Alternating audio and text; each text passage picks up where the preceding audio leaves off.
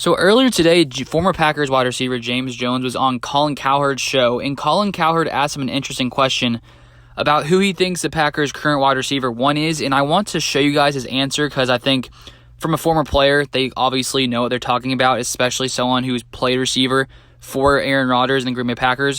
So I'm going to play this short clip from James Jones, and then I'll give my thoughts on it. So who's their one to you? Right now it has to be Lazard. But I think when it's all said and done, I think it's going to be Romeo. I think it's going to be Doubs. What I've seen from him on field, how he's moving, how he runs routes, as he gets more comfortable and he understands the offense, he understands reading defenses and what defenses are trying to do to him.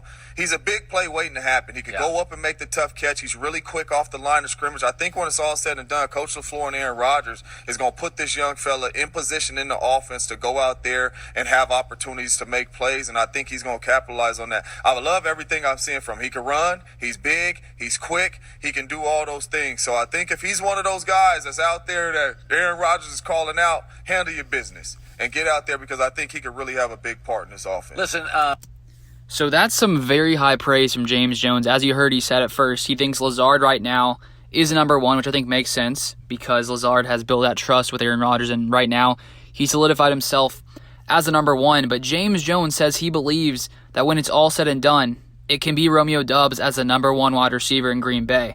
And honestly, from what we've seen from Romeo so far, he honestly, to me, looks like one of the most athletic, most talented wide receivers on this Packers roster.